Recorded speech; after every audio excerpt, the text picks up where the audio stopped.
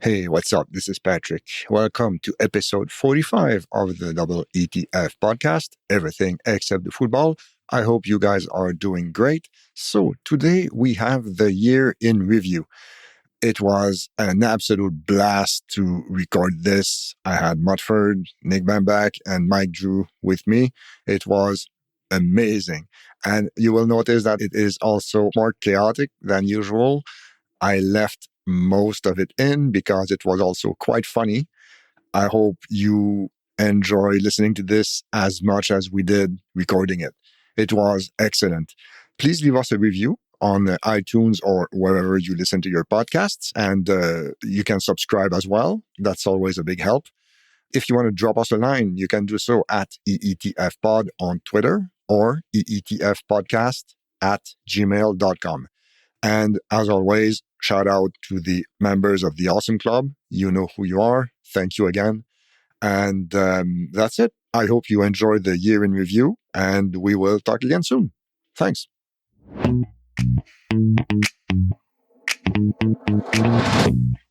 All right, so welcome back. Welcome to EETF number 45, the year in review, 2022. What a shit year, just like last year. We can agree on that. Okay, so with me tonight, I have three guests, three friends of the show, former and current guests, of course. So we can start with Mike Drew. How are you, Mike? I'm well, thanks. Thanks for having me on. Always a pleasure. We have John Mutford. Hello, John. Hey, Patrick. Thanks for having me. No problem. And finally, we have Nick Bambach. How are you, man? I'm good. Thank you for having me again, Patrick. It's always a pleasure. Okay, so year in review. We can skip the current events because let's not dive into that and make ourselves even more depressed. We can stick to movies first, and then TV, and then whatever we want to say about music and with other tomfoolery along the way, I guess. So let's start with movies. I'll be honest, guys, I don't have a definitive list. I have 5 titles. And they are. So you're not ranking them your least favorite to most favorite. You're any 5 movies you enjoyed. Is that correct? Pretty much. And I actually have 3 movies that would be their own categories. Yes, let's not make it too complicated. Okay, so Mike, let's start with you. What do you have with movies? All right. Well, last time I was on, being a dad with a young son, a lot of it was based on like cartoons and, the animation stuff. And that's not going to change. But the first thing that I have, and I'm not a huge movie guy, and we talked about this earlier before we started recording. When it comes to TV, I'll have a ton. But my first pick for movies was The Tender Bar, which was released on Amazon at the start of the year. I kept an ongoing list as the year went on, and that was the first entry I had. I really liked it. George Clooney directed it, set in the early 70s. And Ben Affleck's kind of the main character, not the main character, but, one of them, and one of the drivers of the story. And I really liked it. And yeah, I like that kind of sappy character study thing. So sappy is like my whole thing, honestly, Mike. And do you know where that takes place, by the way, Mike? I'm going to assume near where you grew up. Yes. It takes place on Long Island. Yeah, I really liked it. It was just, hits you in the feels. And I thought it was really, really well done. So that's my number one, if there is a number one. I completely missed that movie. What's the story? It's about a boy who wants to be a writer, and his uncle owns a bar on Long Island in like the 70s. And he's trying to get into like an Ivy League school, and he has like a girlfriend, but then the business is like not doing too well. It kind of goes up and down, and Ben Affleck's like an alcoholic bar owner. It's really, really good. I saw that was actually one of the first movies I watched this year in 2022. It's on Amazon Prime. Yeah, it's he gets together with the nephew because his sister, the boy's mom, moves back home. Mm-hmm. And so he's one of the people who kind of ends up looking after the boy, and the boy hangs out at the bar. And then, later, I actually thought it was kind of similar to like a Slumdog Millionaire, and not that it's exactly the same narrative, problem and solution kind of thing. But the big thing was it was, it follows somebody growing up and how, they turn out to be the way they are, which is basically the same as Slumdog. So I think if you like Slumdog, I don't think this would be a terrible leap from that. So. All right. John, it's your turn. What do you have with movies? Okay, one what we've spoken about before on here, and you and I had different opinions, but I'm still going to put it in my top 5. And I see it popping up now as we approach award season. Everything, Everywhere, All at Once. And you weren't crazy about it the first time. I liked it the first time and thought it was like a kinder Rick and Morty episode. But I really liked the acting, and the story was kind of unique, and it was just really held my attention. But you were going to rewatch it, I think, Patrick, the last time we spoke. Did you get around to doing that? No, sorry. And I don't know. The more time goes by, the less I think I'm going to watch it, because I don't know. Didn't resonate, hey? And I was surprised. I remember being surprised that I didn't like it. So one of life's great mysteries, I guess. Well, it's one of those movies because, like, my friends really liked it. Like, some of them were, like, so hardcore into that movie. And I remember where I lived, they only played for, like, a week or two. And those were the weeks, ironically, I went to travel. So I missed it out completely. And I watched it thanks to the libraries, because, you're in a group of librarians. You got to thank the library when you can. And to cut a long story short, I rented it from DVD that we had because I was shocked we even had it. And I was a little disappointed by it. Like, it's one of those, like, I liked it, but I think it was a little too overhyped for me. It almost felt like a Marvel movie where it's, like, very meta narrative and just, like, all over the place. And the Daniels are very polarizing because they did Swiss Army Man Oh, yeah, that's 5 true. or 6 years ago. Yes. And it's very absurdist, and it's interesting what they're doing. I'll have to rewatch it. I felt like I was kind of on an acid trip for 2.5 hours.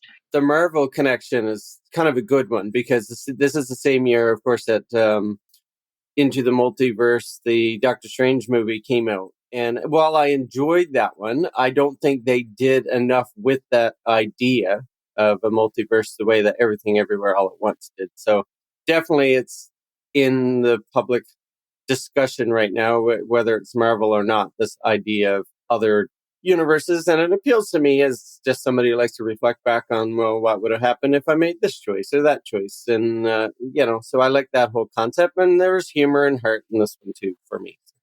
I also like how they depicted Asian Americans, and, like, so that really doesn't get depicted a whole lot. And it's really kind of refreshing to see that, especially when that's such a huge topic of discussion, like violence against Asian Americans in, like, the last few years. So it was kind of refreshing to see it. And I gave it 4 stars. So, like, out of 5 on Letterboxd. So it's not like I hated it completely. I just, like, what, like, sometimes there's always a movie or two that comes out every year, award season, and everyone's like, you got to see it, you got to see it. And then you see it, you're like, Yeah. I don't know what I'm seeing. Mm-hmm. It's Everything Everywhere All at Once, literally. So what about you, Nick? What would be your first item? Sure. So my favorite movie so far, and I haven't seen all the movies, by the way. Like, I still need to see Babylon. I still need to see a few others that are major award contenders. But my favorite movie of the year so far is The Banshees of Inisherin with Colin Farrell. I really, really liked it. I went to go see this movie in LA on the night of the Rock and Roll Hall of Fame induction ceremony because we were in Cleveland. And me and my friend Darren, we went to an Alamo Draft House. And have you guys ever been to, like, an Alamo Draft House or something like that? Not me, yeah. So, like, they're kind of popular. What they are essentially is, like, you get food catered to you. Like, if you order food or beer or whatever. And I had like 3 or 4 beers during that screening because, like, what the hell? Living your best life, quite honestly. And plus, Dolly was going to be there that night, so I had to, like, represent for Dolly. But anyway, so to cut a long story short, I saw it, and it was really, really great. And it wasn't really available.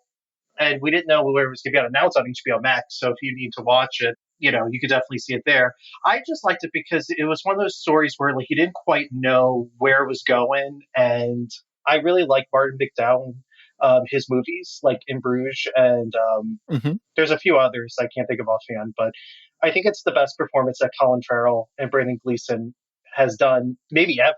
They all deserve their awards and praise. And It's a must-see movie, in my opinion. It was on my list, The Banshees of Inisherin. I agree with everything that you said. Colin Farrell is, he takes on more challenging roles. It seems that way lately, and he knocks it out of the park every time. Like in The Batman, he was like, unrecognizable. And in this, I'm not going to try and do an Irish accent, but Come he's really on, Patrick. faking Your good. fans want it.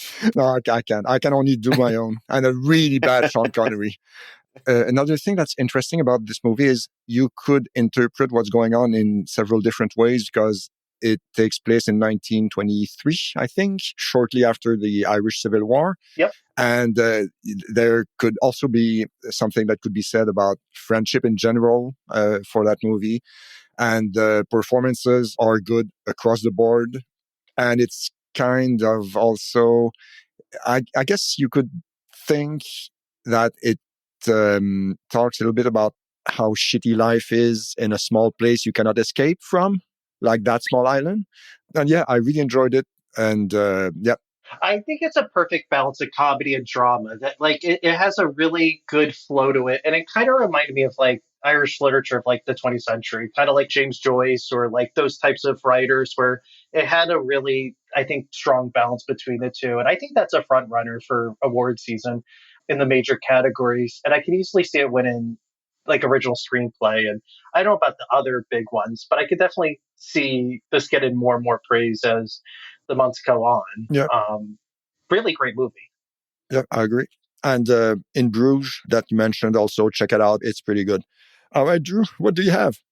So this is where I go into my animation cartoon mode. My second pick is Turning Red, which was on Disney Plus. It's about a girl who grows up in Toronto, ironically enough, and she wakes up one morning and she's turned into a red panda. And yeah, it's a lot of fun. It's cute. It's not perfect, but the ending includes a demolishing of the Sky Dome. Oh, okay. And the Sky Dome, not the Rogers Center. And it's not a spoiler to say that. So somebody who's grown up in the GTA, the Greater Toronto Area, like myself, it was a lot of fun. And, it's great to see, Nick had mentioned earlier about like American Asian portrayal, similar Canadian Asian main character and main characters in this as well. And it was, I just liked it a lot. It's one of those movies that, when I would easily recommend.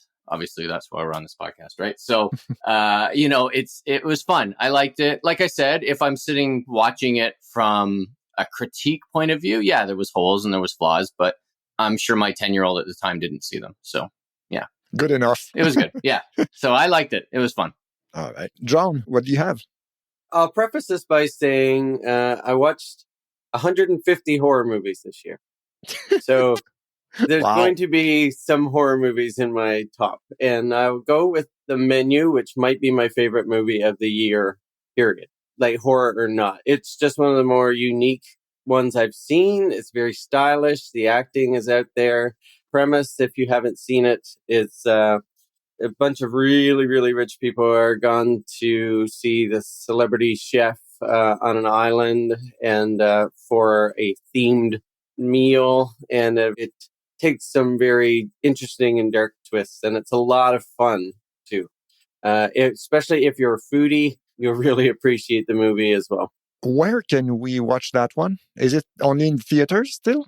It's only in theaters. Okay. Yeah, it apparently it doesn't come out on streaming until January sometime. Got it. All right. Nick, what do you have?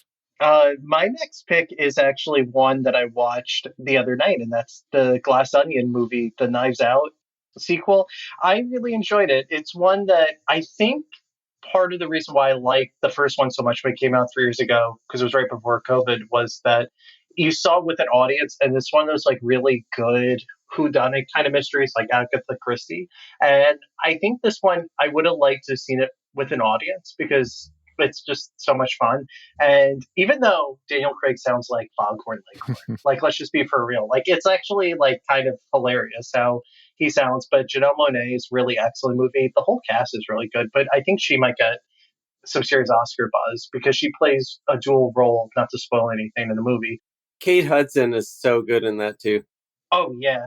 Well, it's funny because they make like jokes about like his Janelle Monáe was Harriet Tubman in a movie, and then she said like in the cover that she dressed up like Harriet Tubman. It's so funny how self-reflective the humor is in that movie, Yeah. and like sweatshops for sweatpants. It's like it's so stupid. Yeah. It almost made my top 5, Nick, as well. You know, I had to help you, John, because Benny was also on my top, like Oh, near there the you top go. 5. Have you both seen Glass Onion yet? It's on Netflix. Okay, my hot take, I didn't like the first one that much, so I'm probably not going to bother with the second one to be And honest. I'll admit I didn't like the first one that much either. Okay.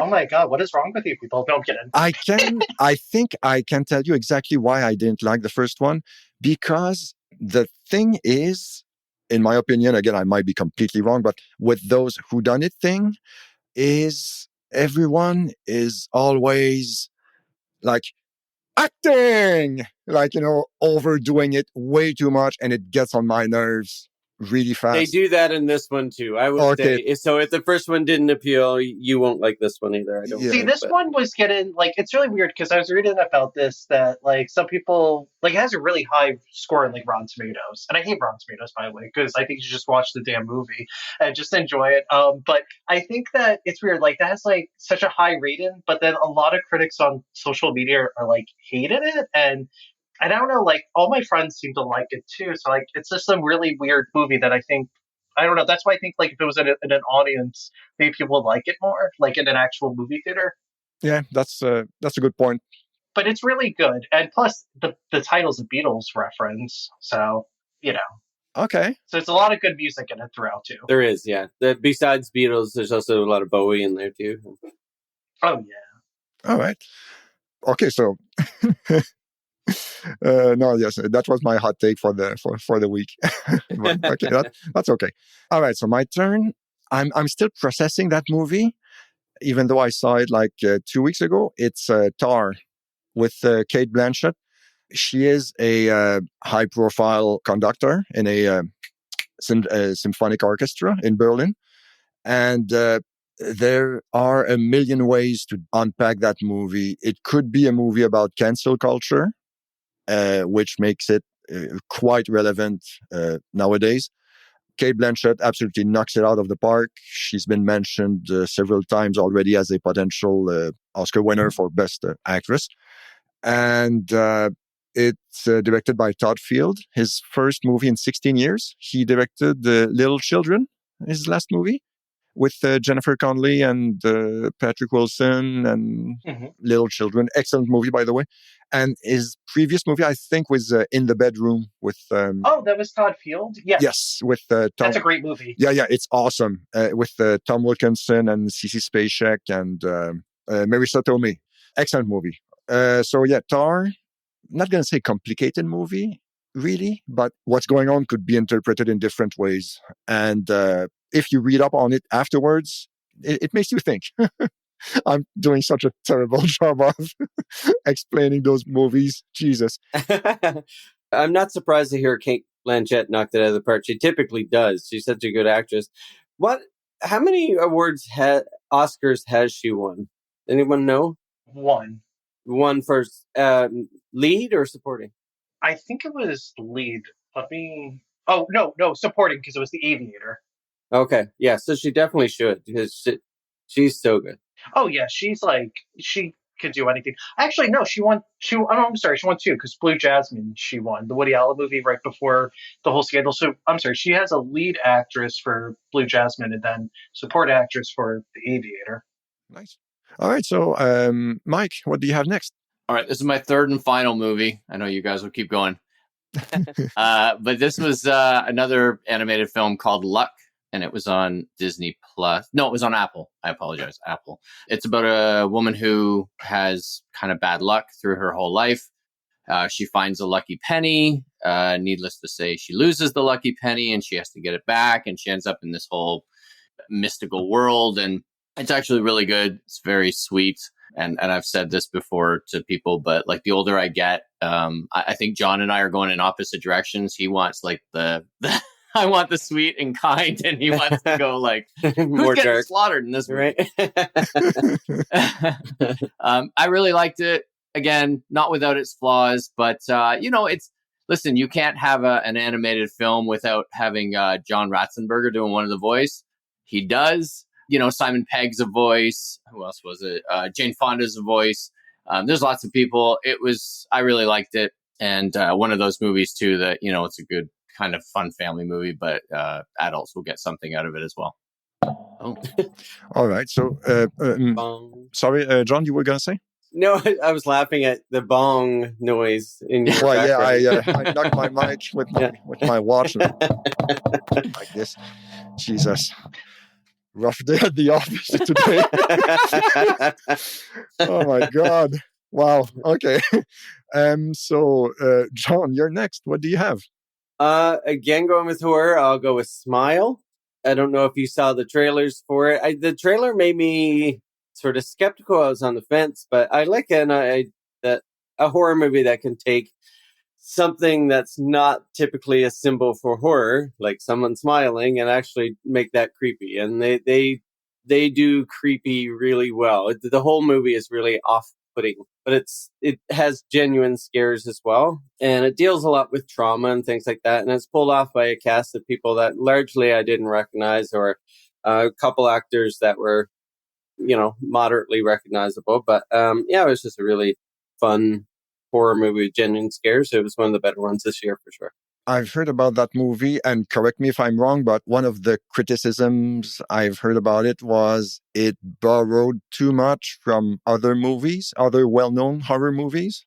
I don't know if you recognized any, that's from The Ring. Oh, that's from Friday the 13th, Yeah, maybe. I mean, you're in the genre of horror anyway, right? So and that's like comedies. There's only so many jokes you can tell. You tell them in a different way, right? But same with horror. There's going to be certain jump scares and stuff. Certainly, yeah, I can see the influence of Asian or more specifically Japanese horror on the movie. But no, I still think they were unique. Okay. Yeah. Well, I mean, what's the saying? Like, the line is blurred between homage and plagiarism or something. Yeah, yeah, right. Yeah. So there you go. It was more homage for sure. Okay, all right, sounds good. So that's called Smile, and where can we find it? It was, again, I don't know if this one is streaming. I saw it in the theater, but okay. Good question. While you move on to the next person, I will Google that and come back and let you know. All right, thanks. So Nick, what do you have? So my next pick is going to be, there's quite a few. One that I really enjoyed was Armageddon Time. Have you guys heard of that movie? From James Gray? Yes. I saw that about 2 months ago, and that has Jeremy Strong, who I love from Succession. So that's pretty much the reason why I wanted to watch the movie. But Anne Hathaway and Anthony Hopkins are also in that movie. And it's a period piece, and it's about two boys, one white and one black, in New York City. And one is Jewish and white, and one is black. And basically they have a friendship, but let's just say that they have a lot of problems that they face because of like class and prejudice and things like that. And it's really an interesting movie because it's right when Reagan is elected president for the first time in 80. I don't know if it's going to get awards buzz per se. It's a good, solid movie. Like, I don't think it's going to be a huge contender, but it's just a nice Sunday afternoon kind of movie. Okay, so Smile is available to rent on Amazon Prime. Prime? Jesus, I'm struggling today. Fucking hell. I thought you said John Prine for a minute. I was like, John Prine? Like, he's been dead for like 3 Or on DVD from your local library. Yay. Thank you, John. And by the way, you mentioned, okay, so it's directed by James Gray, and I listened to his conversation with Mark Maron from a few weeks ago, and it's good. Check it out. Okay, so my turn, I guess. I have 3 movies left, and each of those would fit into its own category. So I'm gonna start with the too good for Netflix category, All Quiet on the Western Front. So yes, the latest version of the classic book. It is a German version, and they don't, how can I say? if you're looking for some ultra violence, you're gonna get it there. But no, Hell yes. yes, yes. No, but honestly, that being said, it is still a very good movie. Good direction. Visuals are nice. You can feel the bleakness of that era and the event and what's going on. And it's, if you guys have read the book, it is pretty fucking depressing. And this matches the source material. It's weird that this is the first, like, because this novel's been around for almost 100 years. Yes. And it's weird that this is the first one in the German language. Like, it's such a bizarre kind of, You're right. you know what I'm trying to say? Like, because there's, of course, 1930 movie that won Best Picture, the one that people probably have seen. And then there's one, I think, for television, like in the late 70s. That's the one I remember watching as a kid with Richard Thomas. Yes. Okay, so yeah, that's the one. I wanted to see that so badly. Like, it was good, though. Oh, yeah. And it's on Netflix, so you shouldn't have any trouble finding it. Okay, so Drew, you said you were done with movies. I'm done with movies. Okay, but I mean, if you have any, honorable mentions or something that you really hated, if you want to go the other direction, that's fine too. Okay, I will say one movie I was super disappointed in. Yes, please. Which was the Bad Guys, which was, speaking of Mark Maron, he's actually one of the voices in it. Okay. But it's based on the graphic novel series of the same name, and written by an Australian guy named Aaron Blabely, I think is how you pronounce it. And Labia? I think it's Blabely. I actually heard he was on Maron as well, and that was a good interview. But yeah,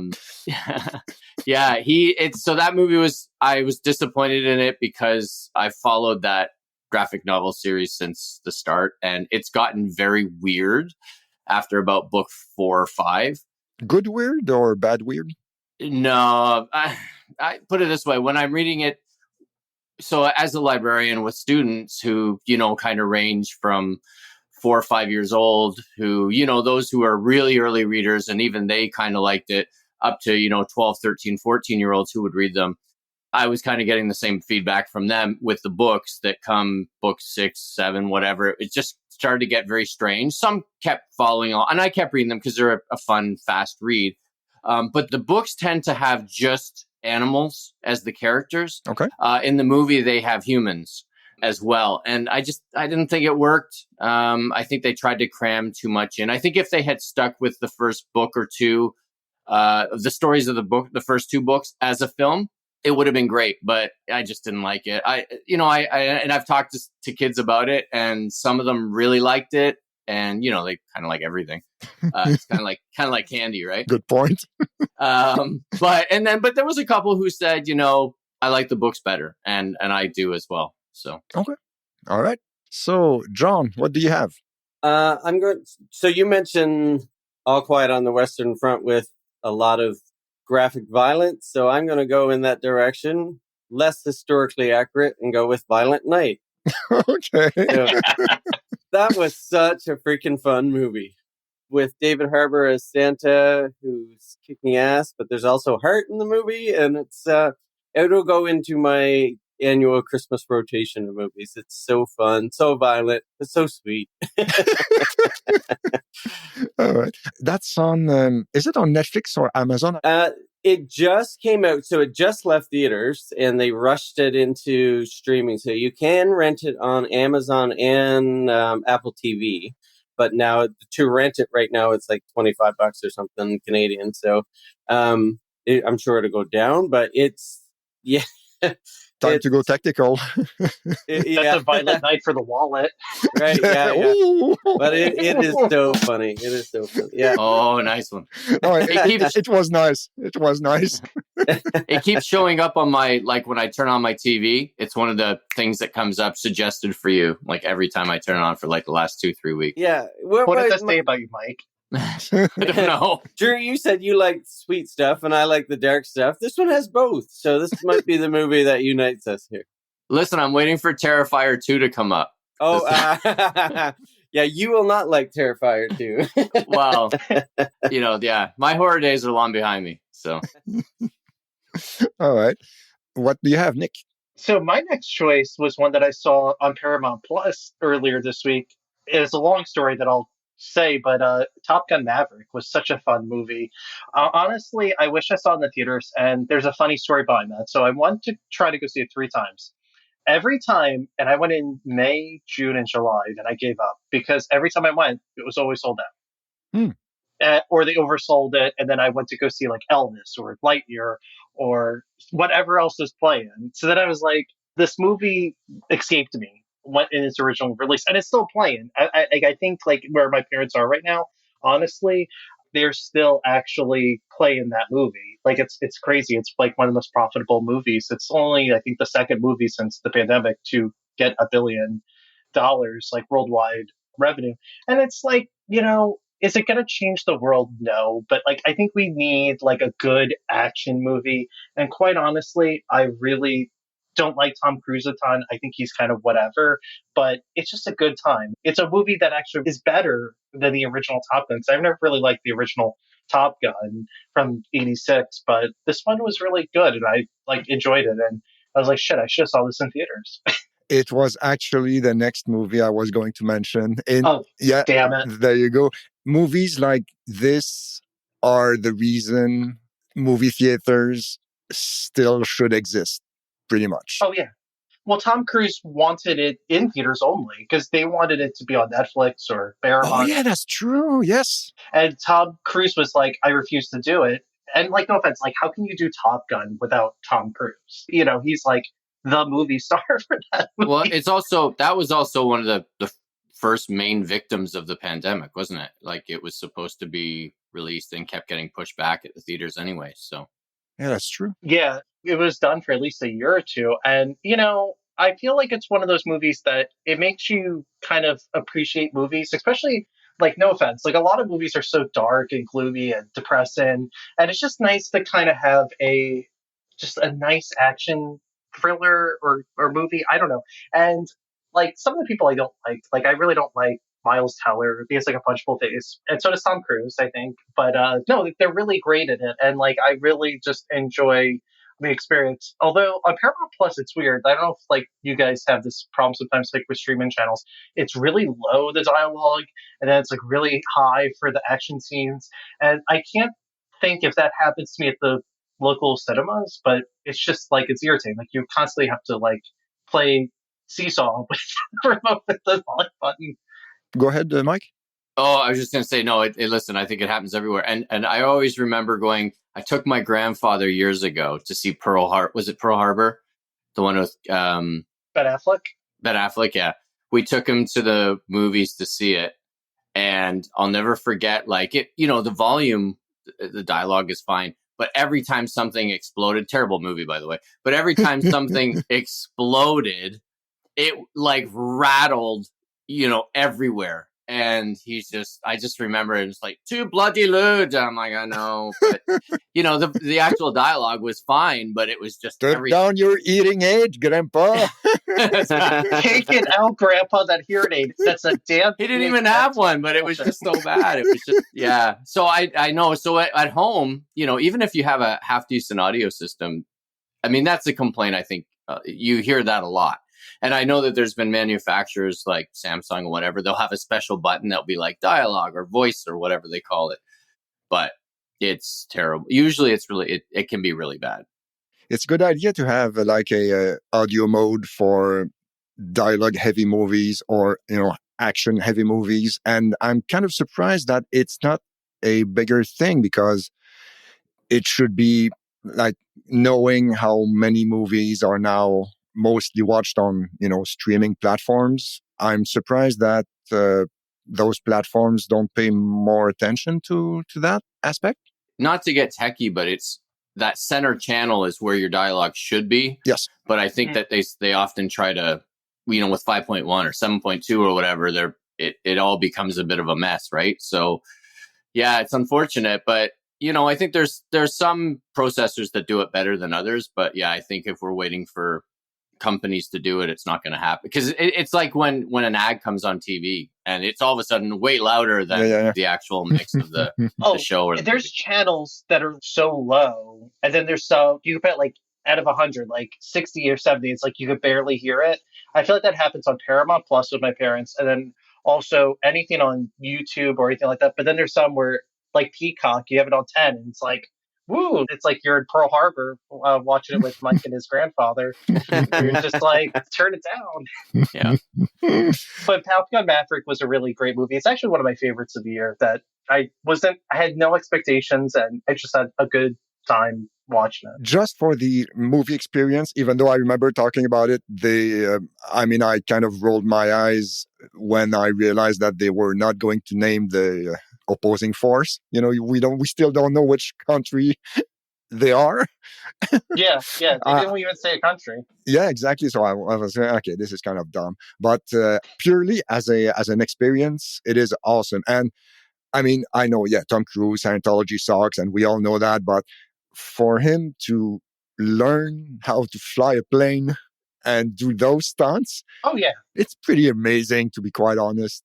We could say the same thing about all the Mission Impossible movies. Learn how to fly a chopper, Halo jumps. Fuck, I don't know what else. It's impressive, I gotta say. After Tom Cruise dies filming Dead Reckoning Part 2, which will probably happen, I fully expect him to have a terrible accident during the filming of that movie, to be honest. So after he is gone, can you think of any action star who would be able to do even a fraction of what he's been doing? I think that's part of why this movie works so well, is that it reminds you that in an era where movie stars are not the emphasis anymore, like it's really weird because like even growing up, like in the 90s and even in the 2000s, like there's a big emphasis on actual movie stars, names that could just sell a movie. Now it's just characters, right? Or like franchises. And I think what's so refreshing about Top Gun is that it reminds you of, even if you don't like Tom Cruise and like you're like whatever to him, like it has nothing to do with Scientology or like his style of acting or whatever, but it's a good reminder of like shit, like we need movie stars too. Like people are just larger than life who can carry a movie and make it work. And to answer your question, I don't know. I mean, like, are there some serious method actors that could pull that off? I don't know. Daniel Day-Lewis, but he's retired now. Oh, he is officially retired? I think so, right? I don't know. I thought he was still gonna do things, but I mean, he's got his 3 Oscars, so you know. I was kind of hoping it would be like a Matt Damon after like the Bourne stuff, or like Dwayne Johnson. But I don't know. I've wondered that as well. I think the movie, and Patrick, it's like you said earlier, like these are the types of movies that not only keep theaters in business, but also that's what they're made for. But so are the names on the marquee, right? Yes. And fortunately or unfortunately, whatever your take is, doesn't matter. But I don't know. It'll be interesting to see who the next action superstar will be. Timothée Chalamet. Well, I mean, I know that many people don't like him, but for Paul Atreides, he was the perfect casting because in the books he is like 16 years old and thin as a rail, and I thought it worked really well for that casting, better than Kyle MacLachlan. Doesn't Tom I'm gonna butcher his name, Holland, like the one that was Spider-Man, didn't he do like an action movie with Mark Wahlberg that he did Uncharted? Uncharted, yes. I mean, he could be. I don't know. It's hard because I think like movie star personas are just something that's missing in current movie culture, and I just kind of miss that. I don't know. But the thing is, my phrasing wasn't right, I guess, but it's the doing it himself aspect that is maybe even more impressive in Cruise's case. Like, oh yeah, flying a jet, at like 57 years old. I mean, Jesus, that's yeah. Anyway, it's crazy. I mean, like I give him more power. I mean, because I'm trying to think, like Harrison Ford did his own stunts, and Keanu Reeves, and Jackie Chan, even Jason Statham. Like they all. That's true. Oh well. Oh, iconic figure. I don't know. Like that's a good question to ask. Or it's a ponder, I guess. Yes. All right, so I don't even know whose turn it is. I think it's your turn, Patrick. Yeah, I think so. Okay, so yeah, I had Top Gun on my list. Okay, so that means who's next? Mutford. Yeah. Unless you hated another movie, Mike. No, I'm good. Okay. I try to limit my hate. Yes, good idea. So John, what do you have? I'll go with Pearl. Earlier on your podcast, I mentioned X. So both came out this year, Pearl and X, both directed by Ty West. And Pearl is the prequel to X.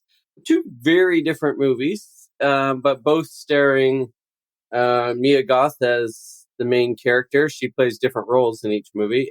She's the reason to watch Pearl. Her performance is magnetic. And the end scene with her is one that my wife and I still talk about today, is because of what she does in that last frame without saying a word. Has anyone here seen it?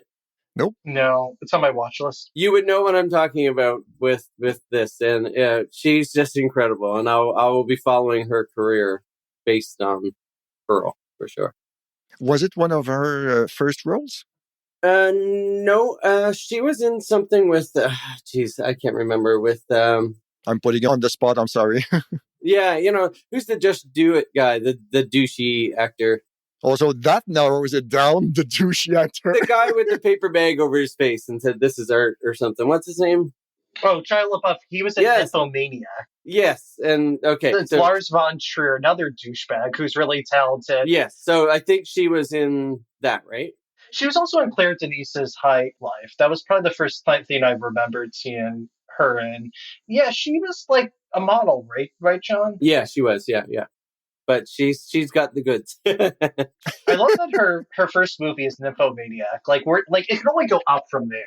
Quite honestly, I mean, that have you guys seen that? That's a crazy movie. Well, and the premise of X is that she's a porn star, but then Pearl takes one of the older characters from X and it goes back, and it's just about her trying to get off the farm and become an actress, but at any cost. But it's not sexual in nature this time. But she gives a bonkers performance. She's so good in it. All right, so Pearl, and that's on Amazon, I think, right? It is to rent, not free to stream yet. Okay. John just wants you to spend your money, people. I do. Don't get it. I was paid off by Amazon Prime prior to coming on the show. What's the theater scene like up in Yellowknife, John? Is it like, do you have a lot of movies coming in and out?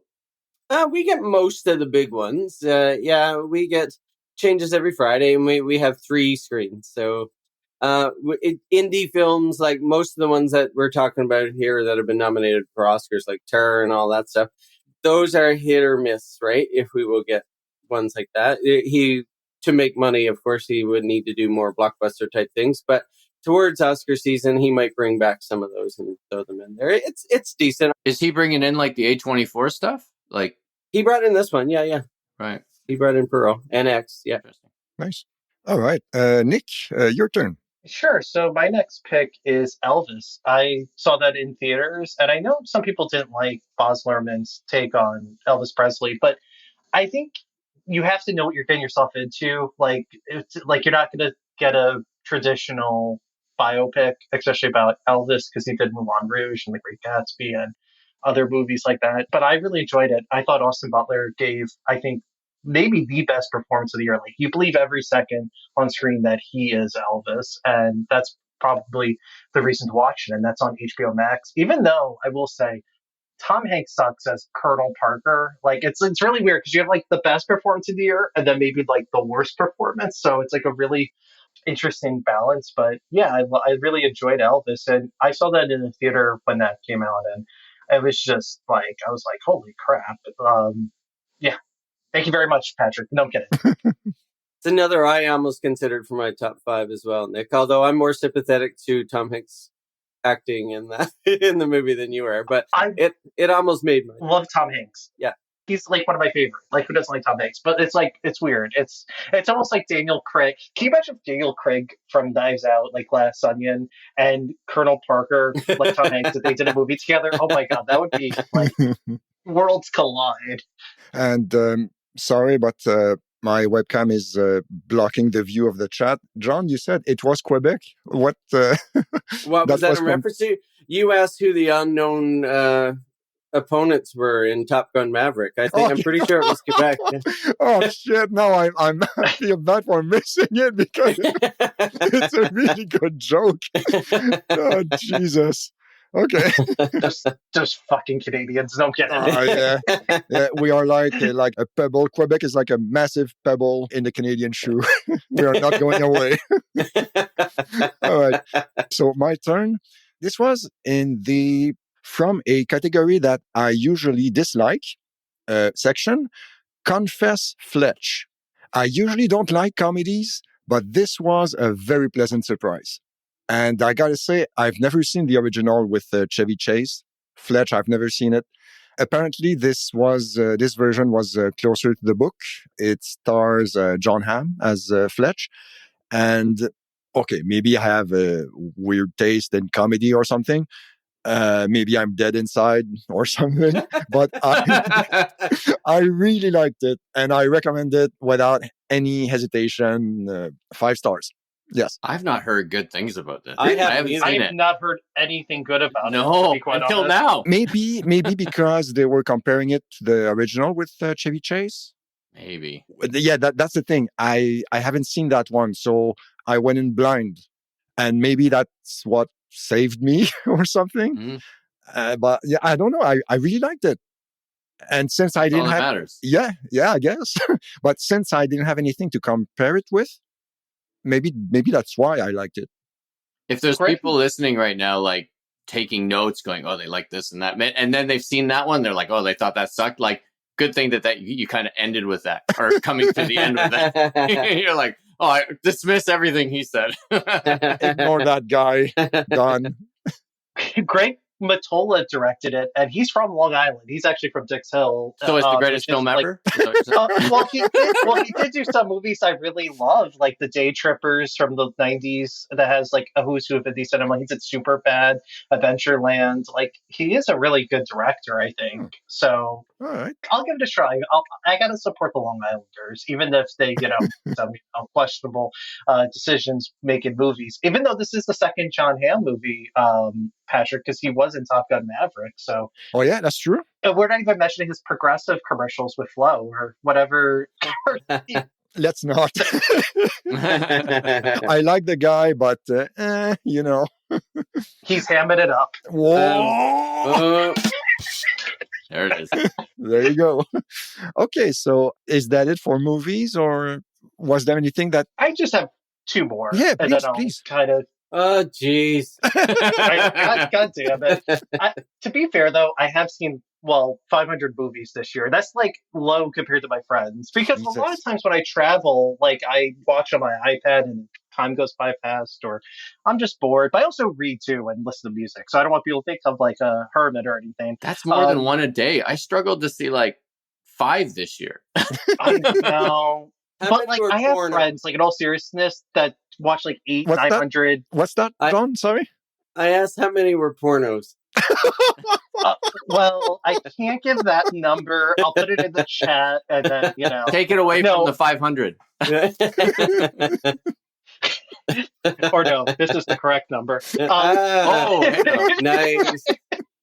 But anyway, no. So like, some of my friends, they watch like 800, 900, like 1200, 1300. It's ridiculous. So like, I feel like it's low for me. But also, I host a movie club, so like that, and then I do scavenger hunts and challenges. So yeah, my eyes are not that good.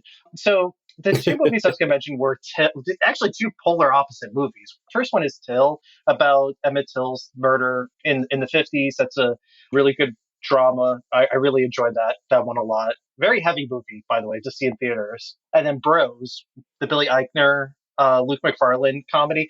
I think it's a good comedy. It suffers from the Judd Apatow syndrome, being over long, and it kind of doesn't have a good balance sometimes between comedy and drama. And I wrote a thesis. I don't know if like listeners knows, I actually wrote a thesis on Judd Apatow's comedies about 10 years ago for my master's thesis. Was it Because too I was long? like a grown It kind of was. It was like 120, 30 pages. Jesus. But I had so much to say.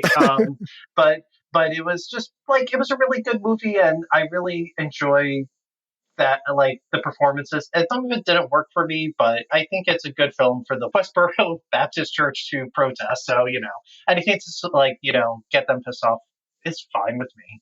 It's on Peacock, by the way, Bros. Just to throw it out there. It's now streaming, so. Okay, so John, do you have something to add regarding movies? Is there something that you were going to watch and you ran out of time, or something you're looking forward to? Or No, I mean, I'd like to see a lot more of the ones that are getting all the Oscar buzz, like you guys mentioned, Terror, and the one with Colin Farrell. What's that one again? the Banshees of Yeah, Inisherin? I'd like to see that one. I'd like to see The Whale, but I haven't seen any that are really getting that much buzz. Maybe Everything Everywhere All at Once, but other than that, I'm looking forward to seeing those. I want to see The Fablemans. That's one that I've like. It's not playing anywhere near me, and I'm like so sad. Like I really want to see that. The Spielberg movie. Yeah.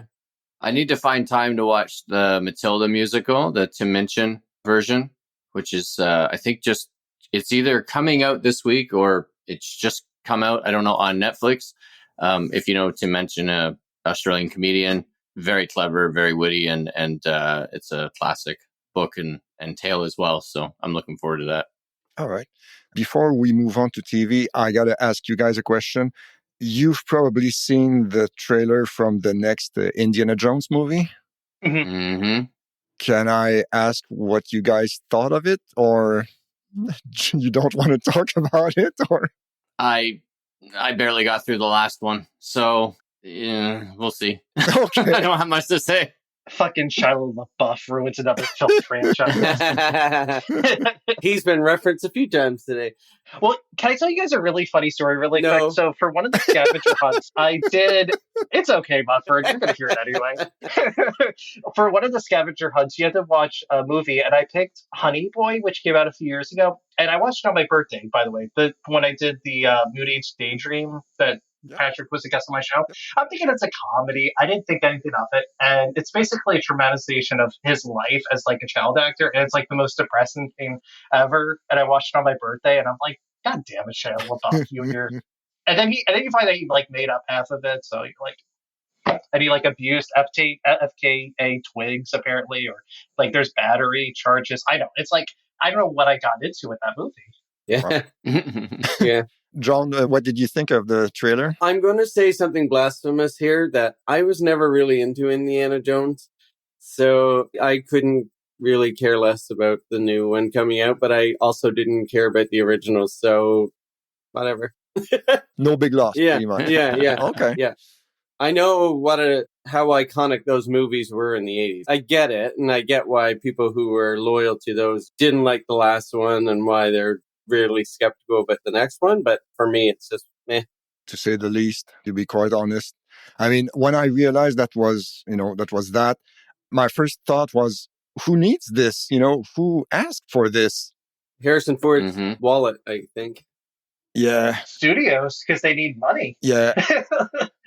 James Mangold is directing this one. Okay, so I have a little bit of faith in it because he is a good director, James Mangold. Yeah, but you know what? The original trilogy, if you remember the last scene of the third movie, they were literally riding off into the sunset. You remember? Mm-hmm. And that was the ultimate perfect ending, And they still fucked it up with that one Crystal Skull. And they are doubling down on the fucking it up with this one. It pissed me off more than anything else. I don't know. Like, you're kind of right. Like, at this point, we're just grasping for straws to make money. Like, and I think is Paramount low on money? They didn't make enough money with Maverick. I mean, come on. Yeah. Or their streaming platform. Yeah. Yeah. No, well, yeah. It reeks of a cash grab. I don't know. Oh, wait. Is it Disney? Oh, it's Disney. Oh, that makes it even worse. Okay, never mind. Okay. Another thing, and I know it's not Disney's fault, but still, fuck them. The trailer on YouTube, the compression was so high that when there were like confetti during the chase or something, it turned into like pixely garbage. And yeah, anyway, it's not Disney's fault, but yeah. I'm gonna keep. Can I bump into the mic like 50 times and be done with it for the rest of the day? Fucking hell. You're dissing Disney, and they always get back at you. Oh, that's a Disney karma getting back. Watch at out me. for mice now. Oh yeah, yes. Okay, moving on. You guys are good for movies. We can switch to TV. Sure. Okay, all right. Okay, so I think what I'm gonna do, I'm going to focus on the three of you And then I'm going to rattle off my list at the very end. Let's start with Drew, TV.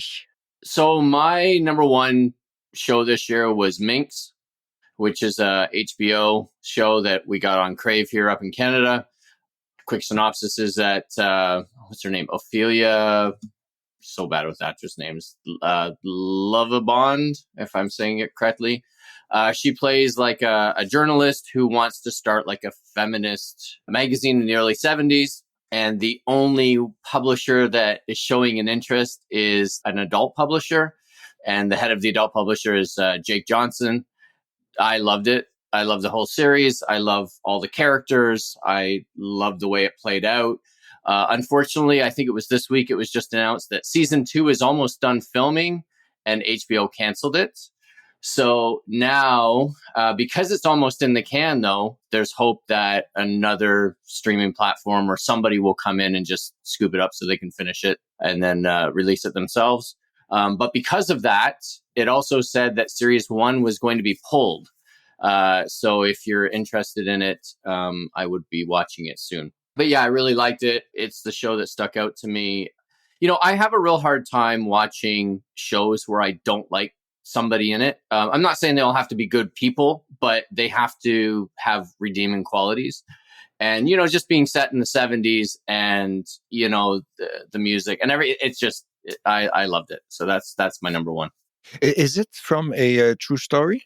No. Okay. No, Because I wasn't sure if I heard something about that. But you bring up a very good point about HBO pulling they pulled a few shows lately, I think. Yeah, there was a merger. Yes, and some changes at the management level. And there were quite a few series that disappeared from the platform. I think it was on Esquire. I just read it like 2 days ago. And it said because filming was so close to being done with this particular series, I'm not sure. It did mention about other series and I didn't really pay attention, but it did say that hopefully somebody won't have a ton of work to do or have to drop a lot of money to finish this. So, you know, hopefully a Paramount or a Netflix or somebody comes in and saves the day. I don't know. Okay, so that's on HBO/Crave. So check it out while it's still available. All right, John, what do you have? I'm going to lump a couple of mine into groups here and sort of get to them quickly, which you'll understand why in a second. So I'm going to say The Boys and Severance, and the only reason I'm lumping those together, not that they have anything in common whatsoever, but it's just two shows that we had mentioned previously on your show. Yes. And so my feelings about them haven't changed. I still think they're two of the greatest shows on TV this year.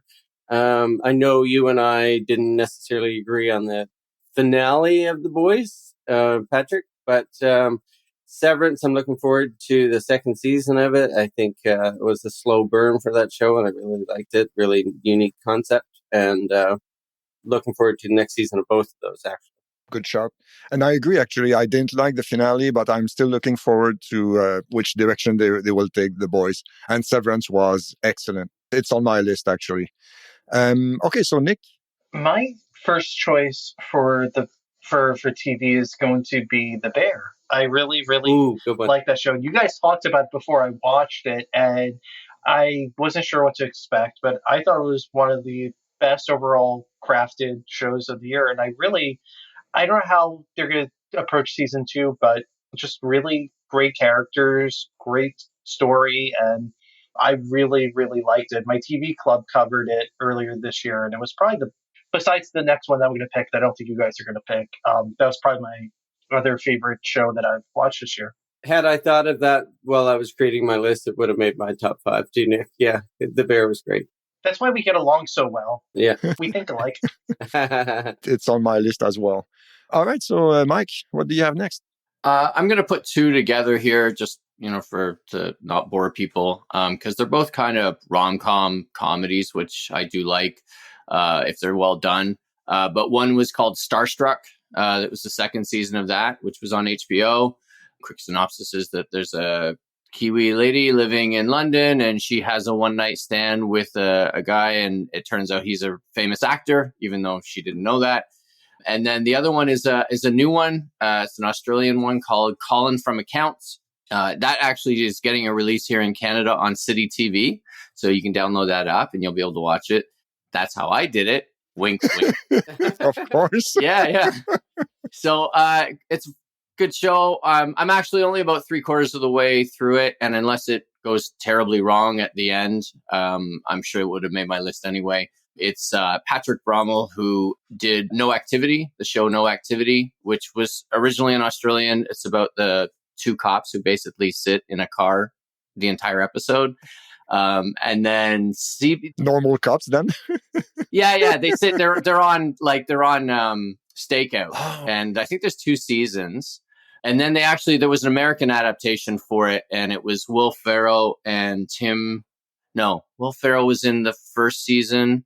He plays one of the bad guys. I can't remember the one of the cops' name. I'm really bad, but he's a very clever, witty kind of sitcom writer. But this one's about him and actually his real life wife. They have a chance meeting where he accidentally runs over a dog. They take it to the vet. It ends up costing many thousands of dollars to kind of save the dog. And because it was a bit of a stray, they end up calling it Colin from Accounts. That's the dog's name. And it's just how their relationship builds. And it's all kind of based around this dog. And both are really nice. And there's that word again. And nobody gets slaughtered or anything, except for the dog at the start of the season. So it doesn't get slaughtered, just gets like maimed. I don't know if that's the word. But no, both are very well done. And if that's your thing, I would recommend both of them. Is it John Wick's dog? I don't know. Keanu was trying to he's trying to get it some stunt work, I guess. He comes in and kicks the shit out of them. All right. So John, you're next. And again, 2 that I've lumped together. So I watched a lot of Disney Marvel shows this year, but the 2 that impressed me most, I don't know really how to classify them. I almost put them into my movie groups because they were both shorter than a movie, but they were only 1 episode TV. So they were both like 45 minutes. So I'm going to put them in as TV anyway. And I'll say Werewolf by Night and Guardians of the Galaxy Christmas Special. Werewolf by Night was a perfect homage to old monster movies. It was black and white, excellent werewolf story, super well shot. Like they did I forget who directed it, but really loved those old movies, and you could tell. And Guardians of the Galaxy, the Christmas Special, all the Guardians of the Galaxy movies were borderline saccharine with the whole family stuff. Like James Gunn really milked the whole heart angle and how close everybody got together. But that makes for a perfect Christmas special, right? So it was just a sweet, funny movie. Kevin Bacon is hilarious in it as himself. And the music is fantastic in it, as they were in the Guardians of the Galaxy movies, although more originals than in this one than the actual movies. So I'll put those together and just say Disney and Marvel knocked it out of the park. Nice. All right. Nick, what do you have? Who's that guy? No, I'm kidding. It's the New York Knicks. Hey, from there too, so it works. So my next pick is The Last Movie Stars, which is Ethan Hawke's documentary series about the lives of Paul Newman and Joanne Woodward. As listeners might know, I know Patrick knows this. Paul Newman's my favorite actor. He's probably my dad, probably my role model, my hero. I love Paul Newman. Just like he makes my favorite barbecue sauce too. That's always the joke. He makes good barbecue sauce, salsa. Well, I'm not kidding. It's awesome. Like that's my favorite. Oh yeah, Paul's an icon, and I love him, and he's just one of the best humans ever. This is a vanity project for Ethan Hawke. He wanted to do this for many years. He has a connection, as the documentary series points out, to Newman and Woodward, and I just think as a series it works really well. I don't know, have people seen The Last Movie Stars? It's on HBO Max, by the way. I've heard of it, but I haven't seen it. I've seen a trailer for it, but I haven't seen it yet. It's great. And I think if you like those 2 actors, two just huge stars in their era, I highly recommend it. And I think it's like 6 episodes, but it has a lot of famous people that are interviewed or that played people. So like George Clooney, because we talked about the Tender Bar, he's the voice of Paul Newman when they have like him read in from his journal or manuscripts or whatever it is. But yeah, I really enjoyed it. All right. Mike, what do you have next?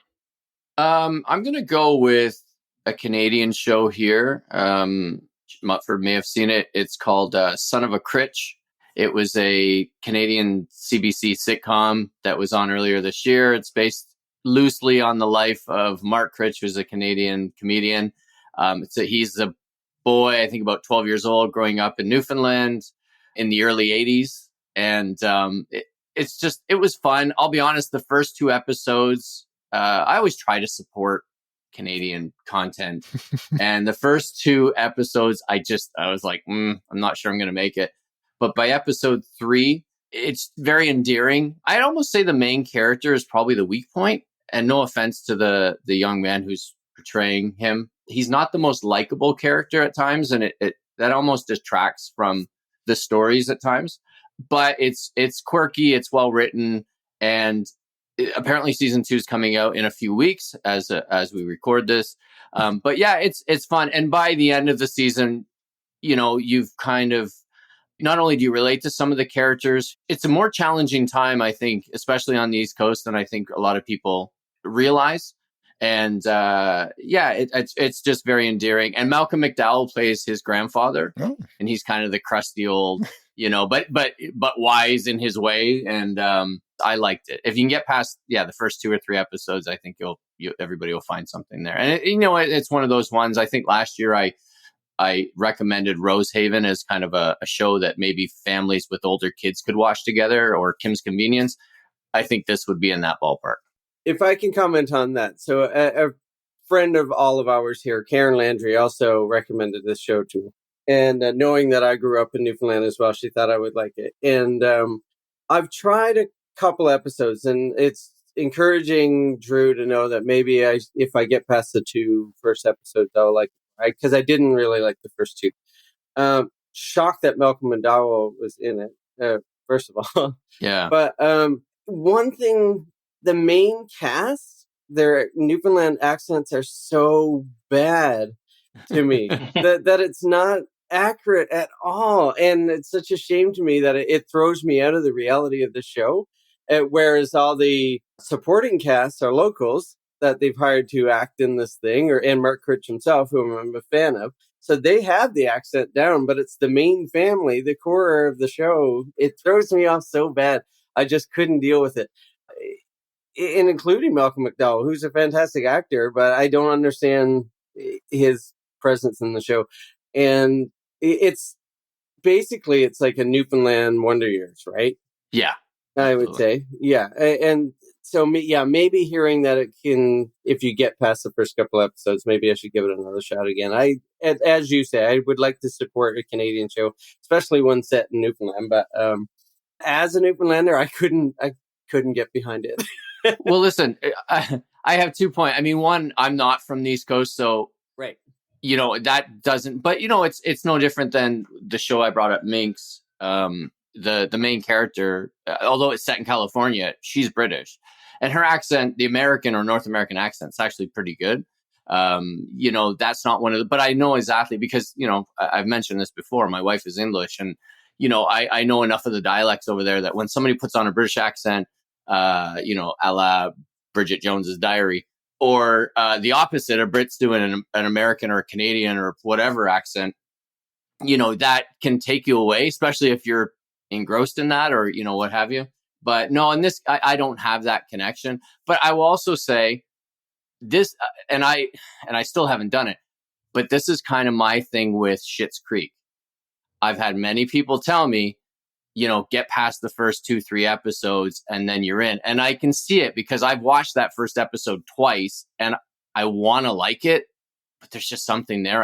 And I know that, the difference is that Schitt's Creek is huge and people love it worldwide, but there's something missing and I can't figure out what it is. Yeah. It happens like with American sitcoms, like The Office and Parks and Recreation are always the two. Like their first seasons are only like 5 episodes and it's terrible, but then it gets better over time. So it's almost like you could almost skip those in a weird way and it gets to like the good stuff. And then it's like what people like about the show. But yeah, sometimes some of these like sitcoms, especially or comedies, they're like they have such awful starts. And Schitt's Creek gets rough the first season. I think the actors need a while to get a sense of their characters, right?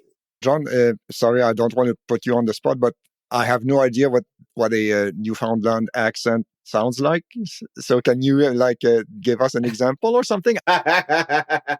No. Okay. That's okay. So if you heard me speaking to my parents, you would hear my accent come back very, very strong. Okay. And I will say that there's not a consistent Newfoundland accent. It depends on where you're from on the island. If you're from the city of St. John's, it's a very distinct accent. If you're from a small community around the bay, as I am, then it's a very strong, thick accent. Well, I always think of it as a very Canadian reference, but I always think of Rick Mercer. When Rick Mercer would go out east, you would hear the accent come out, right? As opposed to the guy who's been living in Toronto for however long. Absolutely, yeah. When you're surrounded by it, it just comes back naturally. Mm-hmm.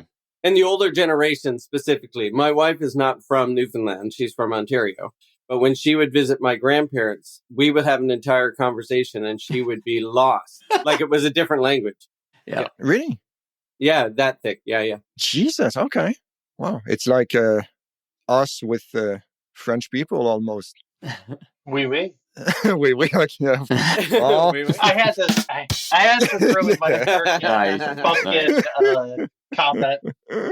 All right, that's okay. So whose turn is it now? I think it's Mutford's. Yes, you're right.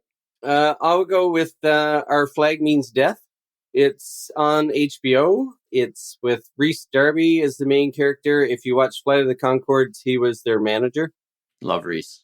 Yeah. And Taika Waititi is the director or producer of it, but he's also in it as a character as well. He comes in about midway through.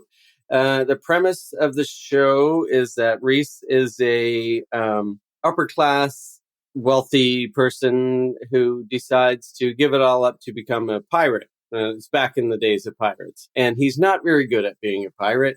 And he wants to call himself the gentleman pirate because he doesn't want to actually hurt anybody.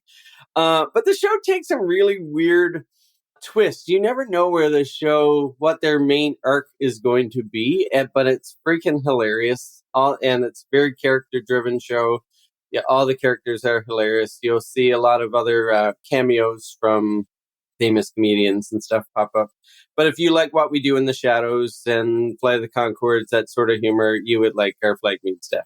All right, sounds like fun. And they ended sort of abruptly, but with clearly to set up for a second season. So hopefully that happens. Hopefully it's not one of those shows that got cut that we were talking about earlier. Yeah, exactly. Yeah. All right. Okay, so Nick, what do you have?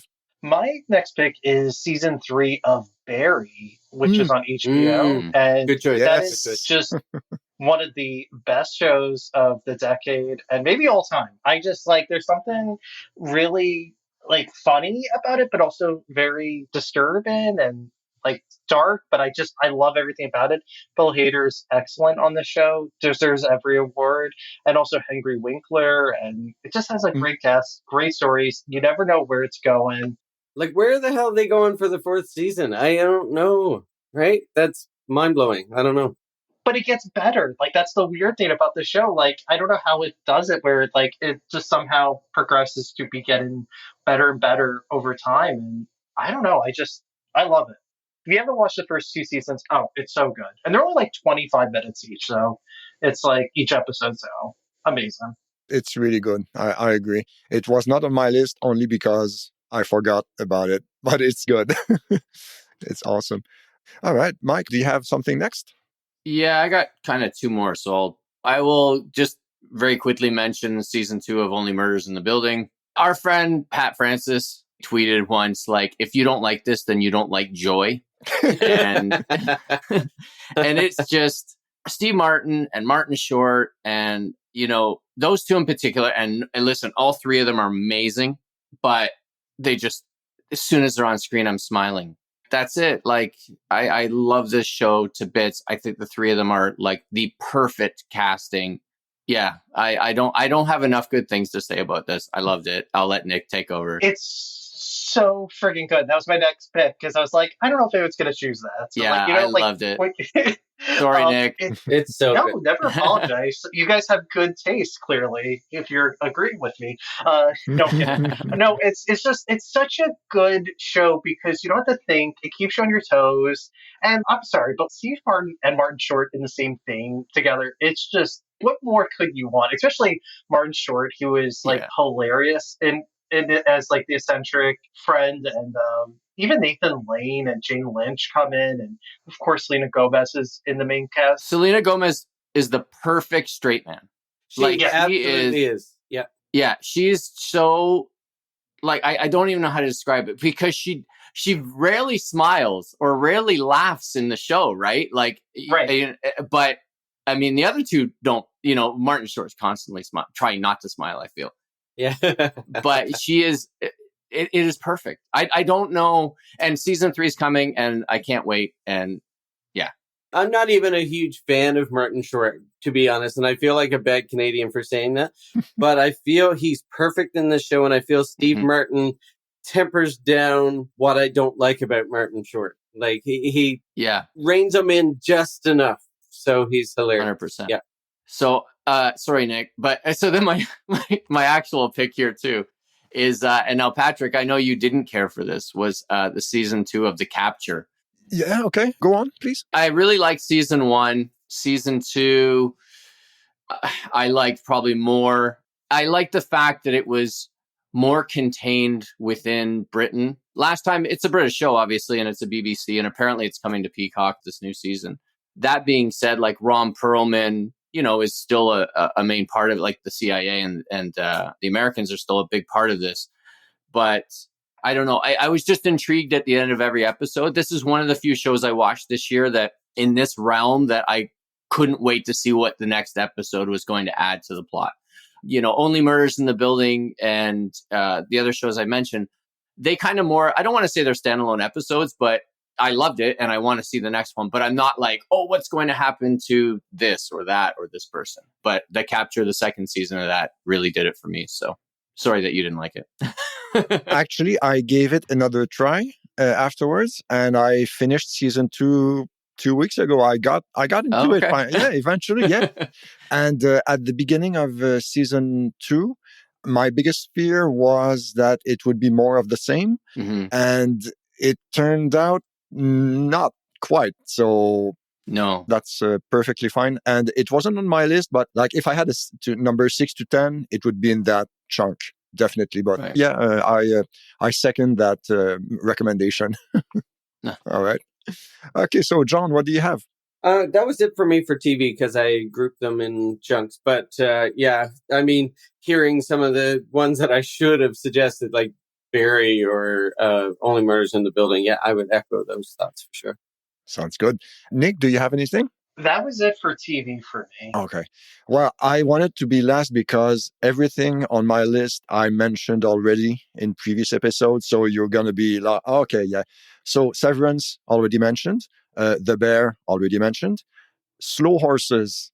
I love series 1. Series 2 is on my list to watch during these holidays. I haven't watched it yet, but yeah, the first series is brilliant. Slow Horses. Yes, Slow Horses. That sounds boring AF. They're slow. And they're horses.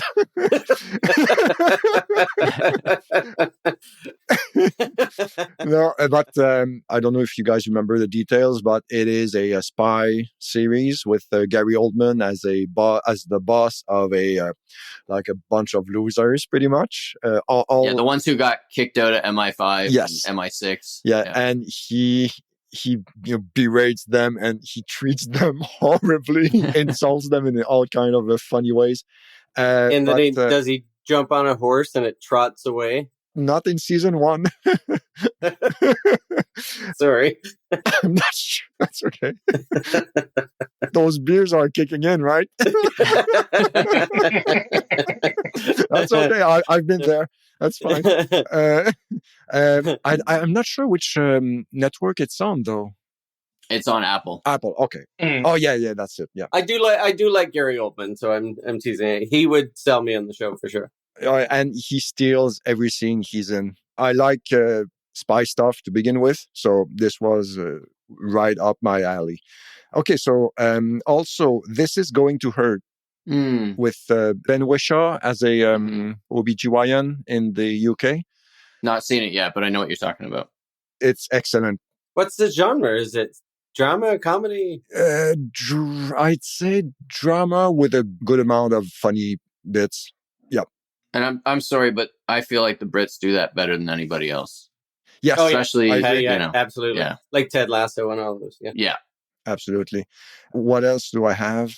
We Own This City. I mentioned that as well. It was about corruption of the police system in Baltimore, like from David Simon, who did The Wire and The Corner. I mentioned it before. The time jumps are presented in a distinct way, and it can be weird, but you get used to that. John Bernthal is on fire through the entire series. Such a joy to watch. The style might be a bit dry, but it paints a grim picture of the situation. The actors, all of them are top of their game. So yeah, there you go.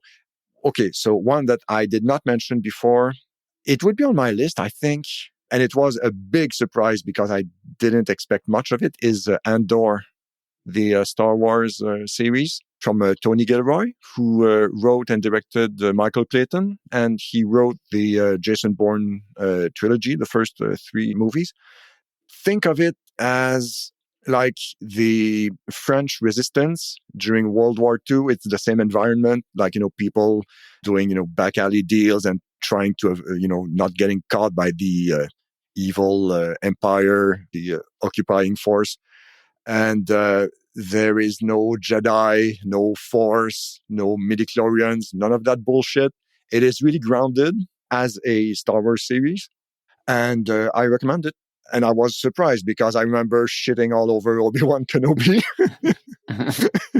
And it is 12 episodes. Each episode is about 45 minutes, but there is 7 minutes of credits at the end. It goes by really fast, surprisingly fast. It does take a while to get going, and I binged the series, and that probably helped because some people were complaining about, it takes forever to get its speed going. And I can see why if you have to wait week after week for a new episode. But if you binge them, it's no problem at all. And that's it. That's it for me. That's it for TV. So anything else in mind from you guys?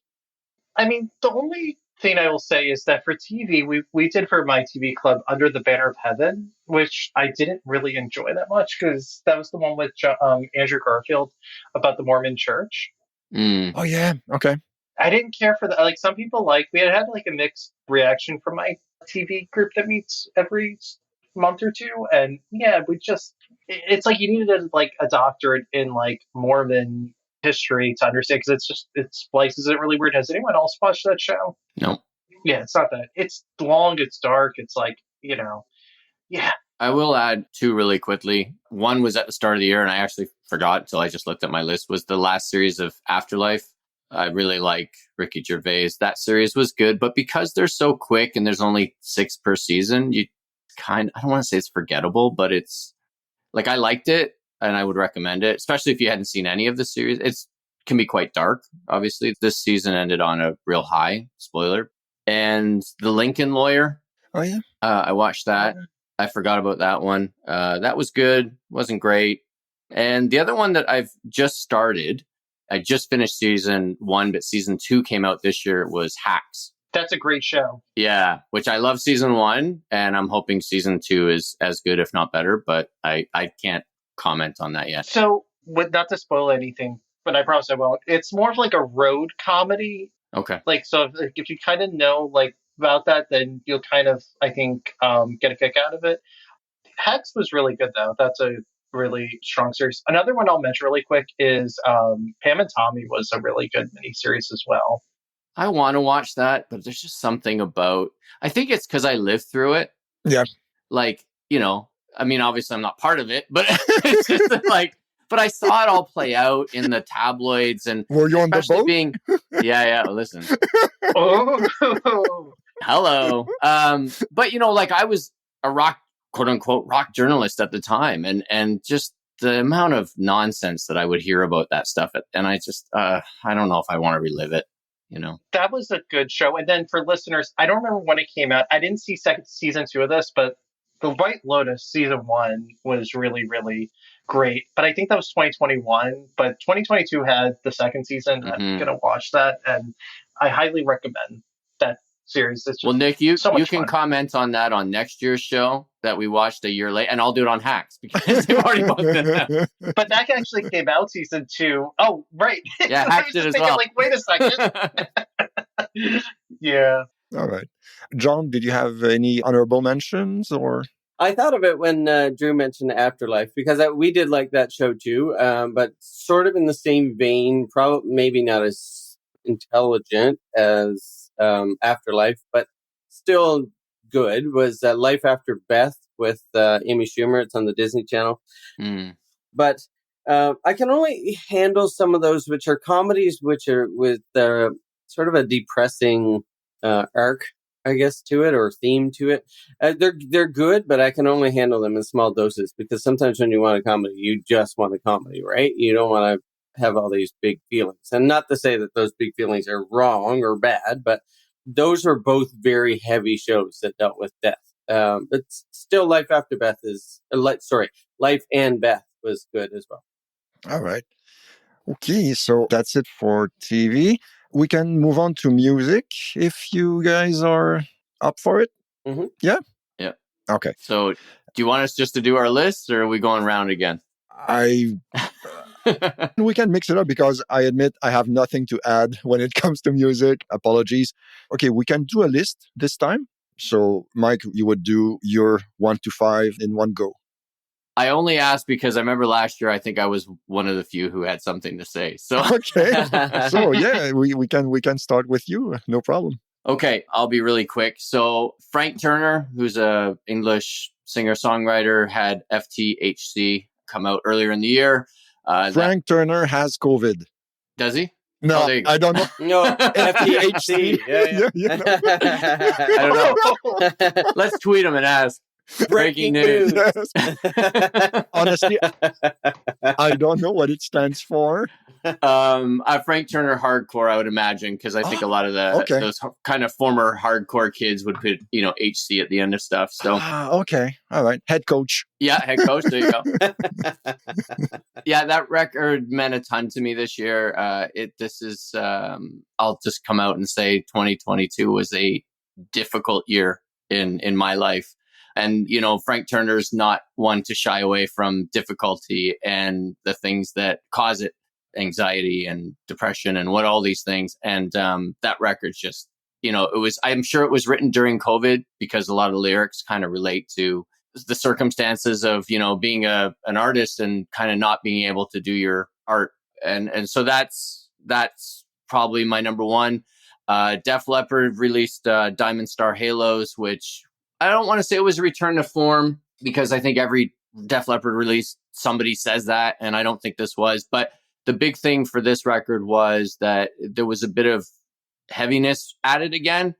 So people who like that kind of stuff, I think there's, it's a 14, 15 song album. And if you get 10 really good songs, you could just cut the 4 or 5 out that you don't like. Butch Walker, I'm a big Butch Walker fan. He had a record that was kind of unique called As Glenn, Butch Walker as Glenn. And he kind of takes on this third person. He plays like a lounge singer in the 70s. So all the songs kind of have this loungy feel, but some of them are a little more upbeat. I think our friend Kevin Wench would like a lot of it, because some of it I would definitely say is kind of yacht rockish. But some of it kind of like, there's nothing heavy or anything about it. But yeah, that. My other heavy release this year was there's a band called Sleeping with Sirens, and they are kind of like that. They get lumped into like that post-emo kind of heavy, but they had a record called Complete Collapse, and that's probably my favorite heavy record this year. But my favorite record of all is this one right here. And I'm showing it to the people listening to an audio podcast, but for my friends here. This is Dubstar 2, and I have it on vinyl here. Dubstar is I think I mentioned last year I was excited about this record because I knew it was coming. They're like an electronic, female-fronted band from the 90s who got back together a couple years ago, released their album 1, and then this is 2. And this record is produced by Stephen Hogg, who our friend John Lamoureux had on his show.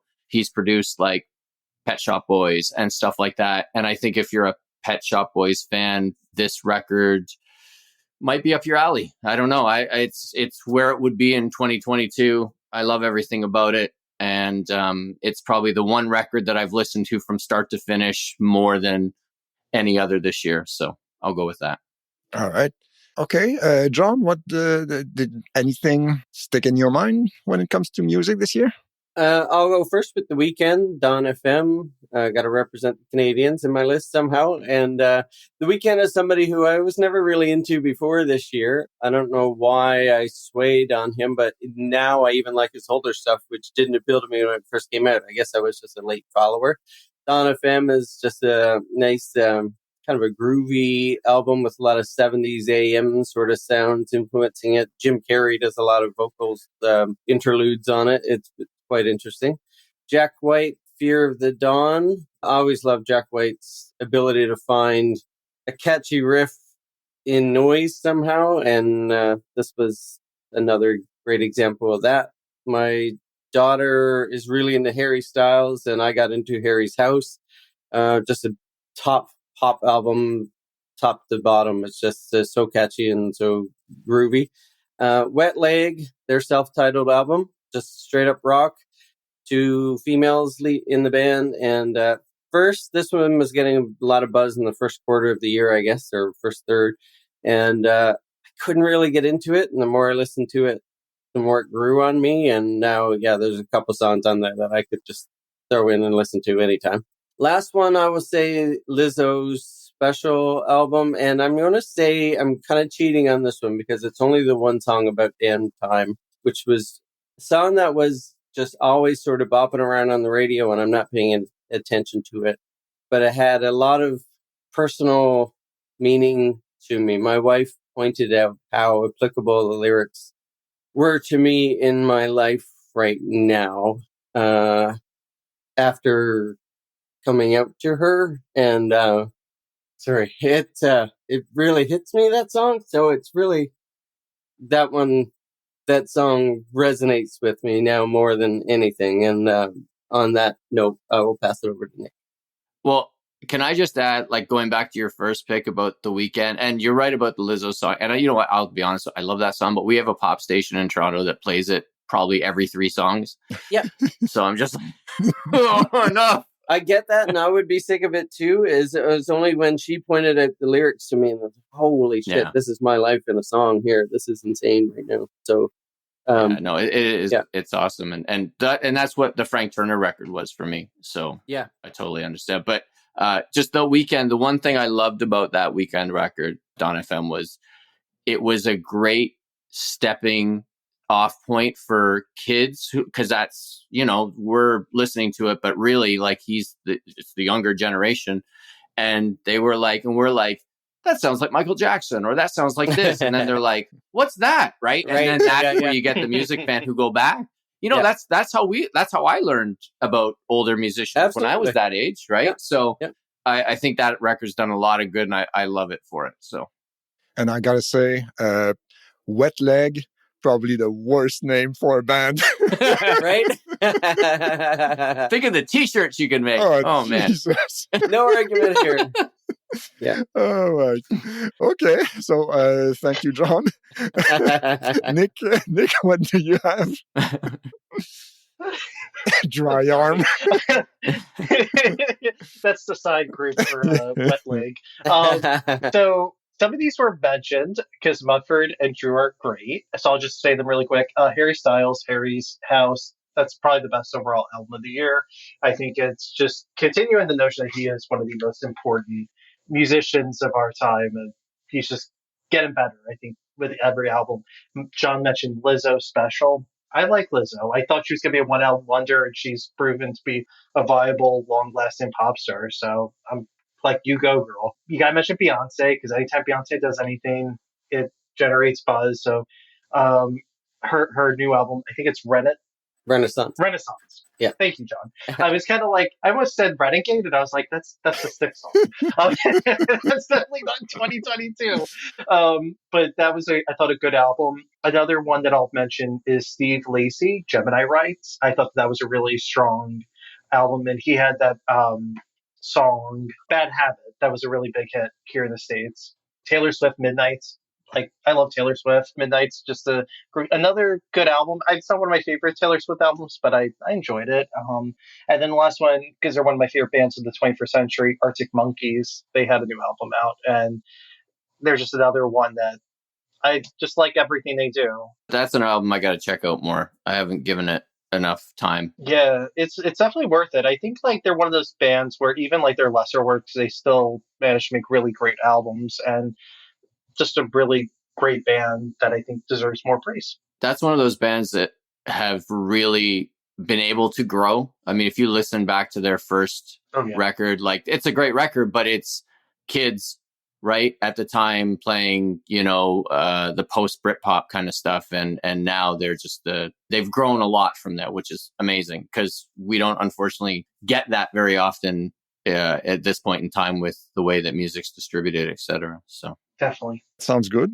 So anything else regarding music you guys want to throw in? I will say, again, this is another one I got and I was hoping Mutford could kind of help me on this. One of my favorite songs this year was a song called Luster Parfait, which is a Bob Rock, Gord Downie collaboration. I don't know if you know what I'm talking about, Mutford, but apparently before he passed, Downey was working with Bob Rock in they had a project together. And I don't know if the whole thing got released. I'll be honest, I haven't had time to kind of look more into it, but there was a single called Luster Parfait. And that's all I've heard too, Drew. Okay. I only heard that recently too, and I had every intention to exploring to find out where that came from and if there was more, but yeah, I don't know either. Well, and this comes from somebody who's, I think, said on this very podcast, I am not a huge Tragically Hip fan, but I really like that song. So I'm hoping the record is kind of in the same vein, but I don't know. I don't even know if there's a record. That's why I was asking if you knew more about it. No, yeah, I don't yet, but I want to look into that. Yeah. Mm-hmm. All right. Okay, so I guess that covers it, kind of, for 2022. Anything you guys want to add regarding any topic at all, or? Well, just something to say for the podcast is I've had Mutford and I had Drew on, and Patrick's going to be on an episode, but my podcast, Rock in Retrospect, we just got 10,000 downloads. So, nice. Awesome. Thank you. And it's because of Mutford and Drew and Patrick that we got that feed. So. Yeah, I brought in those 3 extra viewers you needed. It wasn't so tragic, Mutford, with your Tragically Hip and Kate Bush episodes. And then, of course, Drew was on the Warren episode, and Patrick's going to be on a movie episode we're going to release in January. So just thanking everyone who has supported the show. Because, yeah, it has been kind of a rough year for me, too. So it's just one of those things where it's nice to come on these shows and do other shows and just talk with friends and have a good time. Yeah. But let's keep it going. Escape the daily mental grind out there, pretty much. Yeah. Oh my God. Yeah. Okay, so guys, I want to thank you for taking the time to be here today. I know we had a couple of technical issues at the beginning. Way to go, Nick. Hopefully it won't be too bad in the final result. So, okay, guys, where can we reach you online? Mike, let's start with you. I'm not sure how long I'm going to be on it, but on Twitter at Mr. D/MRDSCLASS. And I don't normally give this out, but I'm going to give it out. On Instagram, I am Pickies with Filters. So PICIES with filters, all one word. I'm on there as well. Awesome. Thanks. John, what about you? Like Drew, I am also on Twitter, but tentatively. So you can find me there at Book Mindset. And you can also, I guess, find me on Instagram. Just look for John Mutford. I think that's my handle on there. Nick, what about you? So I'm tentatively on Twitter too, because because we got to keep it going. I'm at Nick D Bambach, and then at Rock and Retropod for the podcast account. We're also on Instagram. We're on Facebook. So in case anything does happen, where Elon does something stupid, which will probably happen between when we record and when we publish it, so we're there for the time being. Yeah, that's where you can reach me and you can continue the conversation as well. Perfect. All right. So thank you guys again. Very much appreciated. And thank you guys for listening. We will catch you on the next one. Thanks. Thanks. Thank you, Patrick. Thanks, Patrick.